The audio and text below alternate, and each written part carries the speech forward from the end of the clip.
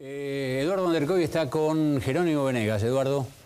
Gracias, Julio. Jerónimo Venegas, secretario del Gremio de Trabajadores Rurales y Estibadores. Gracias por estar. No, al contrario. ¿Cuánto le bajaron el convenio?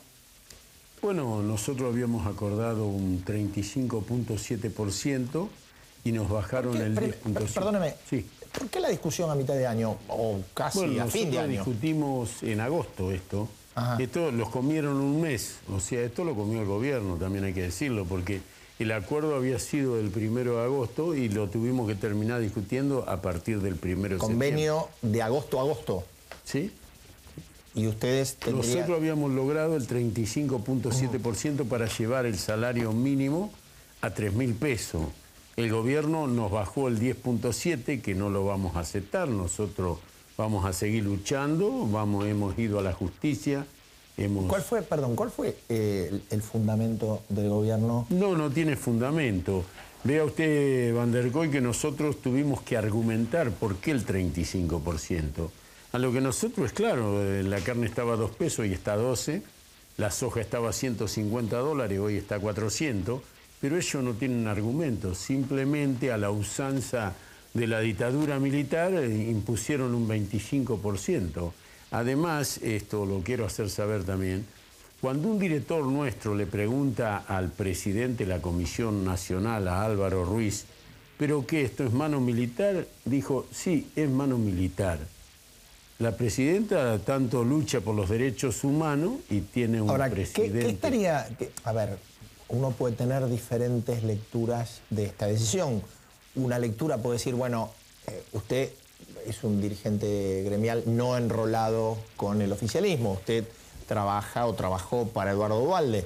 O uno puede decir, esto es la primera señal de lo que viene en términos de discusión salarial. Bueno, ¿Con cuál se queda? Muchas señales de lo que viene. No, yo me quedo con la política, que esto es una persecución política hacia mi persona, ¿no? Y hacia la organización que represento. Pero sin darse cuenta que perjudicándome a mí está perjudicando a miles de trabajadores que no quieren pasar una Navidad triste, realmente quieren tener el aumento que pactamos con los empresarios, porque la presidenta se contradice, usted la escuchó en el discurso de la UIA cuando dice, el modelo, este modelo, sí que sigue acordando entre empresarios y trabajadores.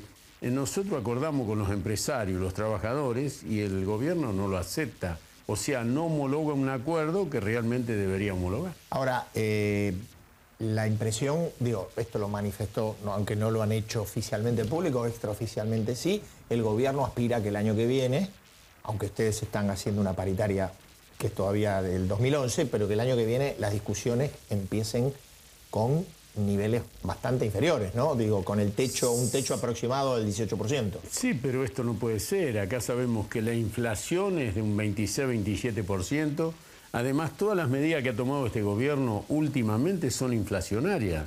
Porque esto de sacar subsidios... ¿Qué medida es la de los subsidios? Bueno, pero usted no está de acuerdo con que había que recortar un poco... Sí, quizás... Sobre todo aquellos sectores que... Quizás no impidiendo que haya paritarias libres, porque si acá...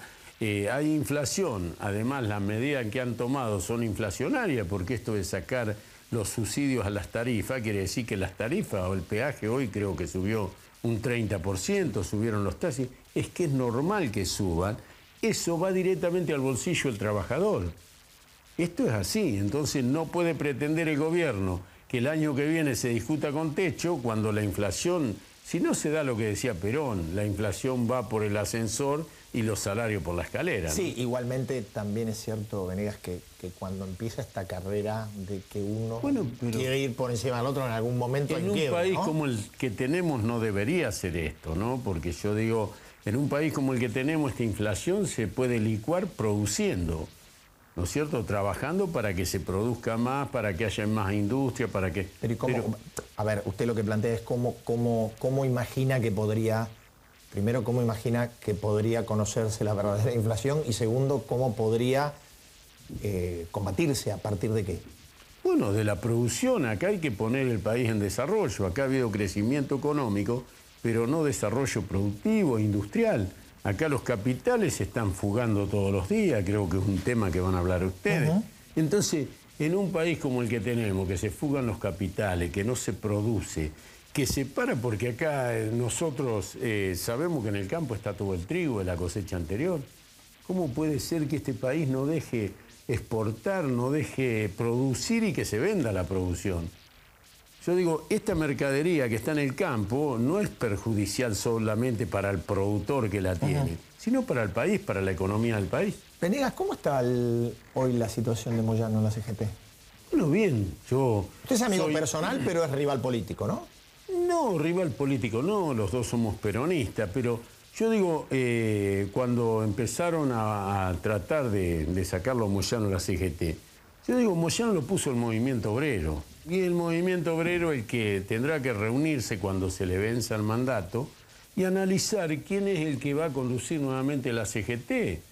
Pero eso se hace desde el movimiento obrero, no desde el Estado. El Estado no lo puede cambiar a Moyano. Bueno, pero usted usted no puede ignorar que hay como una voluntad política de producir ese cambio y que hay también un solapado enfrentamiento desde hace mucho tiempo entre la presidenta y Hugo Moyano. Sí, a pesar de que Moyano estuvo sosteniendo este gobierno 8 años, ¿no? Porque yo precisamente no estaba en la CGT por el tema de la 125. Cuando yo me fui a la CGT fue porque yo sabía que había que defender la producción, porque defender la producción es defender las fuentes de trabajo y es defender la economía del país. Desde ese momento yo no estoy en la CGT, o sea, la diferencia con Moyano es que él acompañaba este gobierno. Ahora, yo pienso, si a Moyano, que lo defendió durante 8 años este gobierno, el Estado hoy le está pagando así, ¿sí? Yo no quiero pensar qué puede pasar con los demás dirigentes que no hemos acompañado al gobierno, ¿no? Entonces, yo digo, Moyano fue elegido para defender a los trabajadores, no para defender al gobierno. Por lo tanto, si vence el mandato Moyano, los que tienen que decidir si Moyano sigue o se va o se queda, tiene que ser el movimiento obrero. Gracias, Venegas, por estar. No, al contrario, gracias. Cuando volvamos, la política en las redes sociales.